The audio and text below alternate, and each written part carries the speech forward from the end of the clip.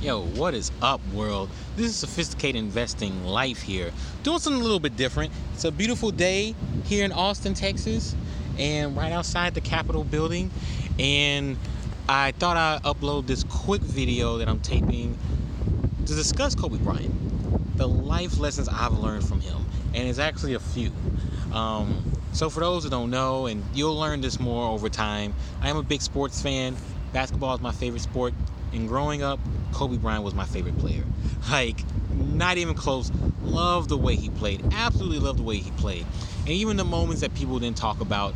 I've been watching a lot of memories going back and down memory lane, explaining his life, and all the sports shows on ESPN and all that, and lessons people learn. And I thought I'd discuss some things I learned from him because it's a little bit against the grain. Definitely a little bit against the grain. Like, everybody talks about the mama mentality and his work ethic, which hands down something I learned. Of course, everybody's learned it, right? But I want to talk about two lessons I learned that can apply to not just investing, but life in general, right? So, the number one thing I actually learned from Kobe Bryant is have a prophecy over your life. Like something that's big. Of course, there's kids behind me. Perfectly fine. Something that's like big, and it's not like a goal, right? It's different than a goal. It's different than having a long-term goal. So Kobe Bryant, there's a lot of stories about him. This is something I learned when he was 13 years old. He put a prophecy over his own life. Like, I will become one of, if not the greatest, basketball player to walk the face of the earth.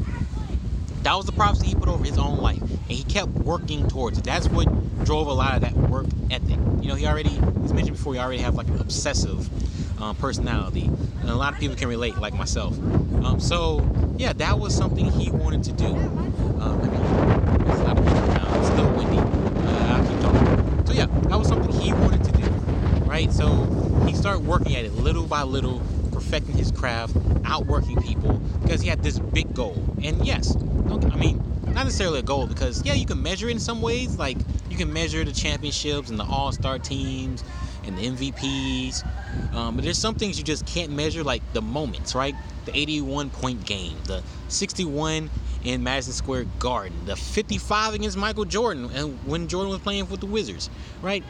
There's a lot of moments that came in there too, right? That's definitely one thing that separates him, in my opinion, than LeBron James. LeBron James doesn't have nearly the moments that Kobe Bryant has. But with that, so that is what built on the legacy, right? And he did achieve it. In my eyes, he is one of the greatest basketball players of all time, and definitely the greatest basketball player of my generation. So doing that for yourself is a little bit different than having a long-term goal. Take for myself. My dad had his prophecy over for me was pretty simple. It was just, my son's going to go to college and he's going to graduate and do very well. Did that. Not a big deal, right? My grandfather on my mom's side had a prophecy that I don't know what he's going to do, but he's going to be great. He's going to do something special about him. That's all I got. That's all I got from him. And then I tried to put a prophecy over myself when I was younger. The issue was, it was financially motivated. And don't get me wrong, this is a finance channel and all that, but it can't be financially motivated. So mine was become a millionaire by 40, and then turn to become a millionaire in the next decade, by 2030, and then just move to become financially independent. It's like, no, you got to do more than that. So the prophecy needs to be something that's way more influential, and it's bigger than a goal. It's hard to describe, right? But I'll give it a taste for me. My prophecy for myself going forward, and it took me some time to really think about this, because yesterday the Kobe Bryant news really hit me. I cried. I couldn't work. I had to leave work early, take a walk.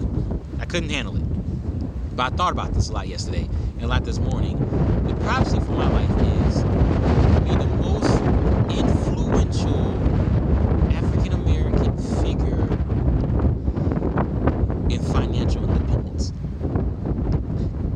Now, we have an idea what that may mean. Maybe it's YouTube views, or maybe it's just social media presence, or how many people buy my options course I'm about to release soon, or me collaborating with other people who are in the space, whether they're black or not. Like, for example, I would love to work with Graham Stephan. If you're watching, I know you're far away.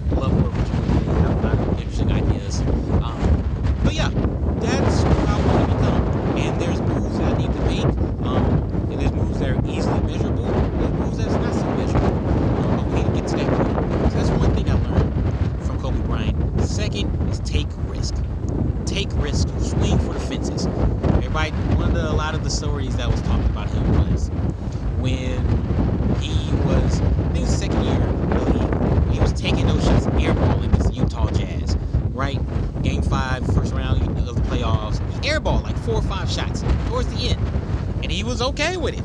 He was never afraid to take the last shot. He was never afraid to fail. Don't be afraid to fail. That is something I personally learned. Don't be afraid to fail. Because that was like my biggest fear of taking any risk or even trying to take calculated risk. Being afraid to fail. Being afraid of how it would look to others. I'm not as afraid of it. Maybe part of it is because I've become more comfortable with myself. Maybe part of it is I've become more comfortable with the risk I want to take. But do not be afraid to fail. Okay? It will be worth it in the end. Every time. It's much easier to be like, well, I failed at this, let's move to the next thing, than to regret not trying. What's the famous Michael Jordan quote? You'll miss 100% of the shots you never take. Exactly. That's what you need to think about, right? That's what you need to think about. And don't fail. Go for the big goal. Go for the big dreams. Don't be afraid of dreams. Don't be afraid to go after those dreams, right? So make sure to do that. Those were the two things that I learned from Kobe Bryant, watching a lot of his motivational speeches, and a lot of things on YouTube he would just put together over time. Of course, watching him play and his work ethic, it's unbelievable. I just thought I'd share that right now. It's been 2 days. I'm finally have a clear head and can finally share my thoughts. Of course, thoughts and prayers go out to the Bryant family and all the other families that passed during that helicopter crash. But yeah, man, this one hit. This one definitely hit. But still, don't forget those two lessons. Put a prophecy over your life, right? Something that's more than a long-term goal that kind of drives you, that you believe is your purpose on this world, right? And of course, in doing so, don't be afraid to take risk and to fail. That's all I have for you all today. I'm releasing another options-based video about credit spreads later this week, and of course, discussing episode 4 of Investing in Real Life channel. It's gonna be pretty good. I think it's gonna be pretty good. I kind of blab a little bit in the beginning, but don't mind it. It's all good. So, thank you all for watching. Until the next time, stay sophisticated.